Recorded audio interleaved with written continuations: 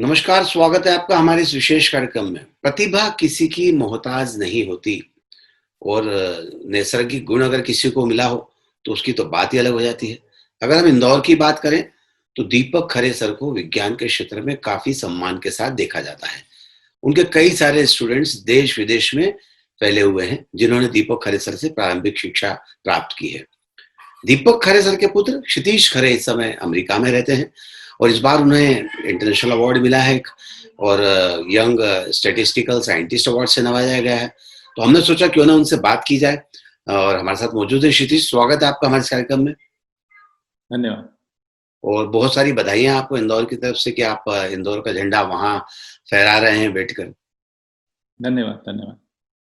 कैसा समय व्यतीत हो रहा है इस समय? कोविड का दौर चल रहा है, तो समय कैसे व्यतीत हो रहा है? समय तो आइडियल नहीं है, मतलब सबके लिए काफ़ी ये चुनौती भरा चैलेंजिंग समय है। तो यहाँ पे जैसे हम लोग जो कर सकते हैं वो 15 मार्च से घर से ही काम कर रहे हैं और बाहर आना जाना एकदम बंद ही है, मान लीजिए मिलना जुलना बंद है। पर हम लोग और काफ़ी लोग कर रहे हैं, पर काफ़ी लोग यहाँ पे नहीं भी कर रही है। एक विवादास्पद यहाँ पे एक मुद्दा है कि मास्क पहनना चाहिए या नहीं, और ये सब तो उस कारण यहाँ पे केसेस बढ़ रहे हैं अभी। तो मैं थोड़ा मालूम नहीं कब होगा ये सब। मैं जानना चाह रहा था, मास्क क्यों नहीं पहनना चाहते लोग? क्योंकि उनकी सेफ्टी के लिए है मास्क तो। हाँ, सबकी समझ यही है, पर मालूम नहीं, उनको लगता है कि उनकी स्वतंत्रता में बाधक है, उनको कोई बाध्य नहीं कर सकता मास्क पहनने के लिए, क्या मालूम। बस इससे उल्टे अगर हम बात करें तो इंदौर शहर में मास्क नहीं पहनने पर पेनल्टी लगाई जा रही है। 95 से 96% लोग मास्क पहनकर ही दिखते हैं। कुछ लोग होते हैं, उनके लिए यहाँ पर जो लोकल एडमिनिस्ट्रेशन है, उसने एक अच्छे इंतजामात किए हुए हैं और काफ़ी सख्ती से फिर लॉकडाउन का पालन किया गया। उसके बाद अभी फिर वापस से थोड़ी सख्ती ऐसी होगी, ऐसी मुझे उम्मीद है। क्योंकि आप इंदौर से जुड़े हो, इसलिए थोड़ी सी जानकारी भी देना मेरा फर्ज बनता है आपको। बहरहाल इस अवार्ड से आपको नवाजा गया। मैं आपके बारे में थोड़ा जानना चाहता था कि इंदौर से आपने स्कूली शिक्षा ली, उसके आगे का क्या आपका रहा पूरा करियर की बात करें तो? जी, तो स्कूल मैंने इंदौर से ही किया, चौथराम स्कूल से। उसके बाद हमारे यहाँ पे इंडियन स्टैटिस्टिकल इंस्टीट्यूट है, जिसकी मुख्य जो ब्रांच है वो कलकत्ता में है। वहाँ से मैंने बैचलर ऑफ स्टैटिस्टिक्स और मास्टर ऑफ स्टैटिस्टिक्स ये किया 5 साल में।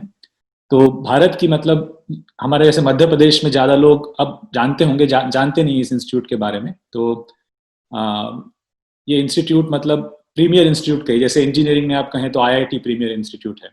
वैसे आपको गणित या स्टैटिस्टिक्स इन विषयों में अगर आपको पढ़ना है तो ये भारत की प्रीमियर इंस्टीट्यूट कही जाएगी। यहाँ से मास्टर्स करने के पश्चात मैंने पीएचडी के लिए अप्लाई किया यूएस में, और स्टैनफोर्ड यूनिवर्सिटी से मैंने पीएचडी हासिल की स्टैटिस्टिक्स में। और उसके बाद एक प्रोफेसर की जॉब मिली मुझे यहाँ पे यूनिवर्सिटी ऑफ फ्लोरिडा में, और तब से करीब 10 साल से यहीं पे हूँ। क्या बात है। तो क्षितिज, ये जो अवार्ड मिला, मुझे जो जानकारी है उसके मुताबिक किसी एक व्यक्ति को ही ये अवार्ड पूरे विश्व में दिया जाता है और इस हाँ, तो हर पैरामीटर साल। और किस तरह से आपने इसमें क्वालिफाई किया? जी, तो ये अवार्ड जो मिला है वो जिस संस्था ने दिया है या जिस ऑर्गेनाइजेशन ने दिया है उसका नाम है इंटरनेशनल इंडियन स्टैटिस्टिकल एसोसिएशन। तो ये विश्व भर में भारतीय मूल के जो स्टैटिस्टिशियंस हैं उनकी संस्था है। और स्टैटिस्टिक्स में इंडियन स्टैटिस्टिकल इंस्टीट्यूट के कारण विश्व भर में इंडियन स्टैटिस्टिशियन का काफ़ी बोलबाला है। हमारे यहाँ के काफ़ी प्रतिभावान स्टैटिस्टिशियंस हर जगह हैं, यूके, यूएसए। तो उनकी ये संस्था है, और ये संस्था हर साल 45 ईयर्स से नीचे, 45 साल के नीचे जो स्टैटिस्टिशियंस हैं उनमें जिन्होंने स्टैटिस्टिक्स में योगदान दिया है अच्छा, उनको सराहने के लिए हर साल ये 2 अवार्ड देती है। यंग स्टैटिस्टिकल साइंटिस्ट अवार्ड, एक अवार्ड दिया जाता है थ्योरी विषय में और एक अवार्ड दिया जाता है प्रैक्टिस विषय में। जी। तो मुझे 2020 के लिए थ्योरी विषय में ये अवार्ड मिला है। अच्छा, तो ये मूलतः अगर हम सामान्य आदमी की बात करें तो बहुत ज़्यादा वो इसको समझते नहीं, और आपने शुरुआत में ही कह दिया कि जो लोग आईआईटी के इक्विवेलेंट तो ये संस्था है, लेकिन लोग इसके बारे में ज्यादा नहीं जानते, तो इसके जॉब अपॉर्चुनिटी और इसकी एडमिशन प्रक्रिया के बारे में बताइए, ताकि ज्यादा लोगों तक ये बात पहुंचे। जी ठीक है। तो मैं बताने से पहले स्टेटिस्टिक्स क्या है इसके बारे में भी, जैसे हम कहें तो लोगों में काफी मिसकंसेप्शन होता है, तो उसके बारे में जस्ट 2 शब्द कहना चाहूंगा और फिर मैं आपके प्रश्न का उत्तर दूंगा। तो स्टेटिस्टिक्स जैसे हम कहते हैं तो काफी लोग समझते हैं कि मतलब बस टेबल बनाना, चार्ट बनाना, तो वो नहीं है। स्टेटिस्टिक्स का मूल जो उद्देश्य है, स्टेटिस्टिक्स जो विज्ञान है उसका मूल उद्देश्य है कि हमें किसी पॉपुलेशन के बारे में हमें जानकारी हासिल करनी है, पर वो करना हमारे लिए संभव नहीं है क्योंकि बहुत महंगा हो सकता है। जैसे मान लीजिए ये काफी लोग इससे रिलेट करेंगे कि हमें मालूम करना है कि इलेक्शन होने वाले हैं और हमें मालूम करना है कि कौन सी पार्टी को ज्यादा समर्थन है। तो इसके लिए आप देखते हैं हर टीवी चैनल पे पोल करते हैं लोग। तो उसका इसके पीछे साइंस क्या है कि आप पूरे भारत से तो पूछ नहीं सकते जा जाके घर घर कि आप किसको वोट देंगे। तो आप क्या करते हैं कि आप एक रिप्रेजेंटेटिव सैंपल लेते हैं कि आपने 1000, 2000, 20,000 जितने आपके पास ये है संसाधन हो, उसके हिसाब से आपने 20,000 लोगों का सैंपल लिया। उन 20,000 लोगों में से आपने पूछा हर एक को कि आप किसके प्रति ज्यादा किसको समर्थन देना चाहते हैं, और उस आधार पे आपने फिर अपना एक ये बनाया कि भाई हमें लगता है हमारे पोल के आधार पे कि ये पार्टी जीतेगी या वो पार्टी जीतेगी। तो प्रिंसिपल इसमें ये है कि आपको पॉपुलेशन के बारे में जानकारी हासिल करनी है जो कि संभव नहीं है, और वो जानकारी हासिल करने के लिए आपने एक सैंपल लिया, छोटा सा सैंपल लिया, और उस सैंपल को आप एनालिसिस करके फिर पॉपुलेशन के बारे में अपनी धारणा बनाएंगे। अब इस चीज का एप्लीकेशन जीवन के हर क्षेत्र में है, बैंकिंग में है, मेडिसिन में है, जहां पे मान लिया आपको मालूम करना है कि एक ड्रग बनाई है नई, वो कितनी इफेक्टिव है, पुरानी ड्रग से ज्यादा इफेक्टिव है या नहीं, तो आप एक सैंपल लेंगे पेशेंट्स का और उस सैंपल पे आप ट्राई करेंगे। तो ये, और ये तो हम हर रोज जिंदगी में करते हैं। आपने पोहे बनाए, आपको देखना है कि पोहे अच्छे बने या नहीं, तो आप पोहे का एक सैंपल लेते हैं और देखते हैं कि भाई कैसा है, और उसके आधार पे आप तय करते हैं। तो ये स्टैटिस्टिक्स है मूल रूप में। और इसके एप्लीकेशंस आजकल हर जगह होने के कारण जॉब अपॉर्चुनिटीज काफी इसमें अब हैं। आप जैसे मेरे स्टूडेंट्स जो पीएचडी करके निकलते हैं यहाँ पे, या इंडिया में भी, अब आपको बैंकिंग में जॉब मिल सकता है, आपको फाइनेंशियल सेक्टर, आपको जो फार्मास्यूटिकल कंपनीज हैं, मैंने जो एप्लीकेशन बताई कि एक नई ड्रग बनी तो वो ड्रग कितनी इफेक्टिव है, वो तो उसमें भी स्टैटिस्टिक्स लगता है, तो वहाँ आपको उसमें जॉब मिल सकता है। तो लगभग मान लीजिए इंडस्ट्री के हर क्षेत्र में आपके लिए जॉब अपॉर्चुनिटीज खुली हैं, जहाँ पे भी डेटा है वहाँ पे स्टैटिस्टिक्स है। बात बहुत अच्छी कही आपने, लेकिन मुझे बताइए क्षितिज, कोरोना का कोई सैंपल किसी ने लिया है और उसके स्टैटिस्टिक्स पर कोई काम कर रहा है या नहीं वहां पर? बिल्कुल। तो जो अब जैसे कोरोना के लिए जो नई नई ड्रग्स बन रही हैं, काफी लोग वैक्सीन बनाने की कोशिश कर रहे हैं, तो वो ड्रग्स कितनी इफेक्टिव हैं या नहीं, तो उसके लिए जैसे हर गवर्नमेंट का ही, पर यूएस गवर्नमेंट का भी एक प्रॉपर प्रोसीजर है, और वो प्रोसीजर स्टैटिस्टिक्स पे आधारित है कि वो ड्रग बना, कोई बोलता है कि मेरी ड्रग अच्छी है, तो ये तय कैसे करेंगे कि अच्छी है या नहीं, तो उसके लिए आपको एक प्रॉपर प्रोसीजर फॉलो करना पड़ता है। उसको क्लिनिकल ट्रायल कहते हैं, कि आप पेशेंट्स का एक सैंपल लेते हो, उन पे ड्रग ट्राई करते हो, फिर उन पे ये ड्रग कितनी इफेक्टिव रही, इसके काफी स्टेजेस होते हैं। तो काफी मतलब प्रोसेस कॉम्प्लेक्स है, पर उसका मूल स्टैटिस्टिक्स ही है। तो ये अभी चल रहा है जोरों पे। क्षितिज, जो आपने कोलकाता के जिस इंस्टीट्यूट में आपने शुरुआत की शिक्षा की, जहाँ से आपने बैचलर डिग्री हासिल की है, उसकी एडमिशन प्रोसेस के बारे में भी बता दीजिए एक बार।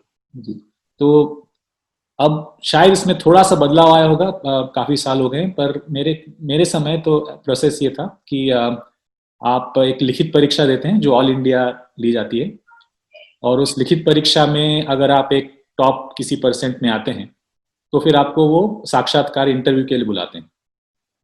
उस इंटरव्यू में करीब 10 से 15 उसी इंस्टीट्यूट के प्रोफेसर सामने आपके बैठे रहते हैं, और फिर वो आपको गणित को लेके प्रश्न पूछते हैं, और अगर उस इंटरव्यू में आप उत्तीर्ण हुए तो करीब एक देश भर से, मान लीजिए हर साल थोड़ी संख्या रहती है अलग, पर करीब 30 लोगों को लेते हैं।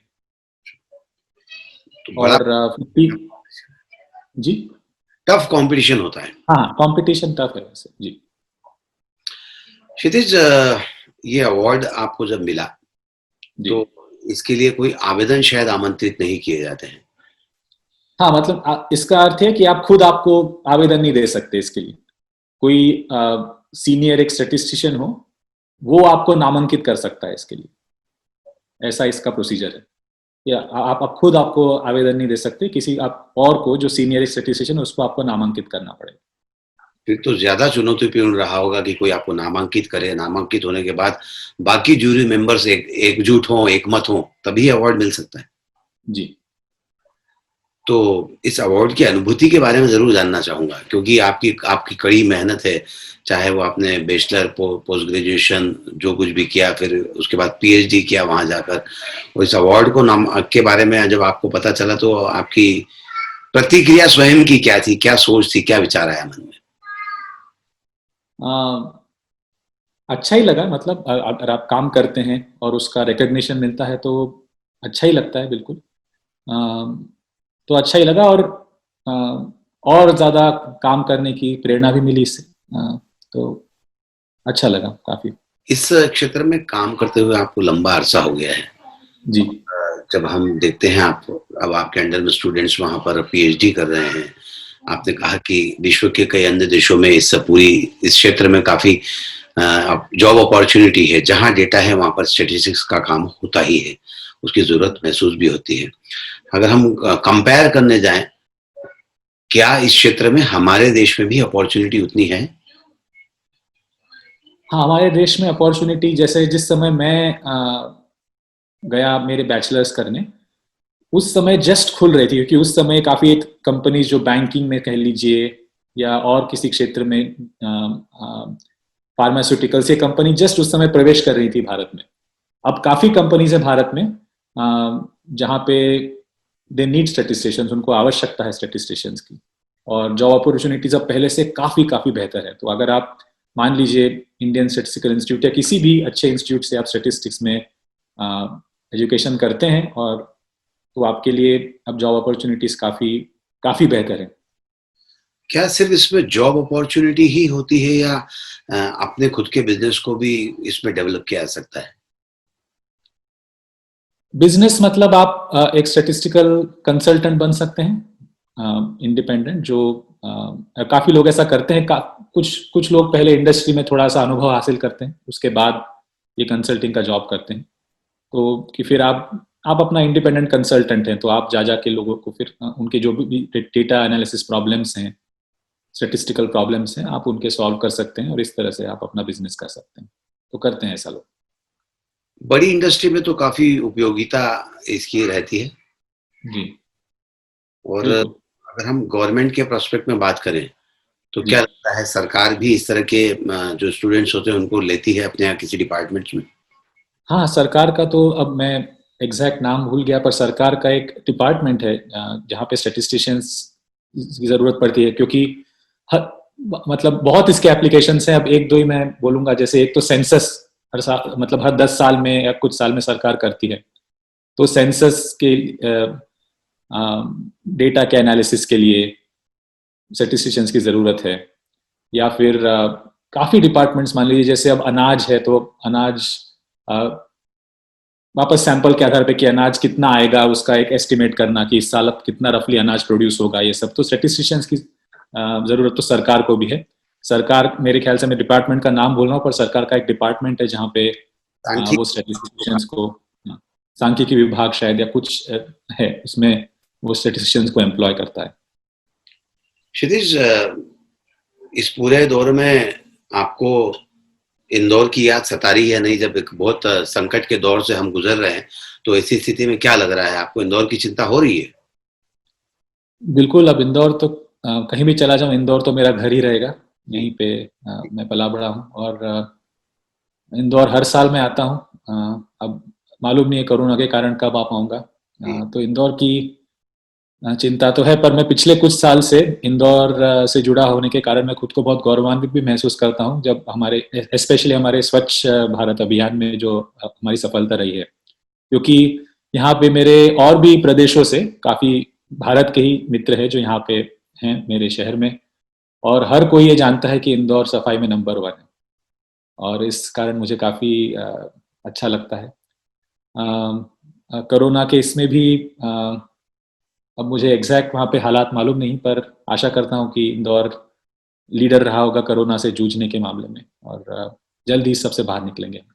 सही बात है, आपकी शुभकामनाएँ निश्चित तौर पर अपने इस शहर के साथ है, जो आपकी जन्मस्थली है। बहरहाल क्षितिज के बारे में आपको बता देना चाहता हूँ कि एकल अभिनय भी कर चुके हैं, एकल प्रस्तुति भी दे चुके हैं, गाते भी अच्छा हैं।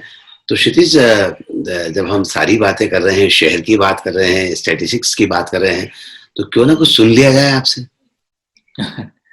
ठीक है, मेरा बचपन से ही ये पसंदीदा गाना रहा है, मन्ना डे का पूछो ना कैसे मैंने रैन बिताए, तो उसका थोड़ा सा आपको सुनाता हूँ। ज़रूर सुनाइए।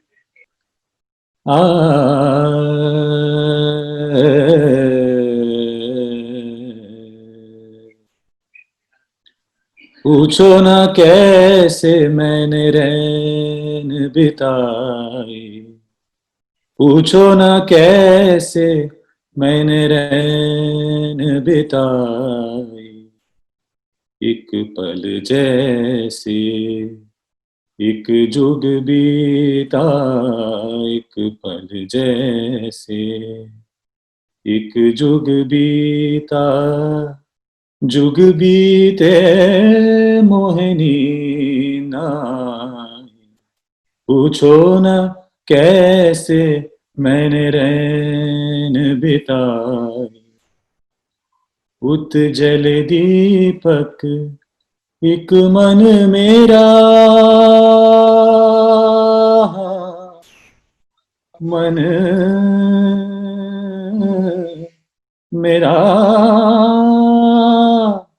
हाँ मेरा है, उतजल दीपक एक मन मेरा, फिर भी न जाए मेरे घर का अंधेरा, तड़पत तरसत उमर गवाए, पूछो न कैसे मैंने रैन बिताए। क्या बात है! बहुत खूब, बहुत खूब और वाक़ई में इतनी तन्मयता के साथ आपने गाया है, मज़ा आ गया सुनकर। मेरा अंतिम सवाल आपसे कि आपकी फ़ैमिली एजुकेशन को बिलॉन्ग करती है। परिवार के बुज़ुर्ग जो हैं उन्होंने शिक्षा के क्षेत्र में बड़ा योगदान दिया है, इंदौर शहर को कई युवा वैज्ञानिकों से लेकर डॉक्टर, इंजीनियर बनाए हैं। तो ऐसे में आपका मन शिक्षा के क्षेत्र की तरफ नहीं गया? इंदौर में है, अभी भी आप शिक्षा के क्षेत्र में ही हैं? जी हाँ, ये तो मेरे मन में सदा सदैव द्वंद रहा, क्योंकि एक जैसे आपने कहा मेरे फैमिली बैकग्राउंड के कारण हमेशा एक रहा कि मैं वापस इंदौर में आऊँ और उसी क्षेत्र में काम करूँ, तो ये तो एक हमेशा अभी भी है द्वंद।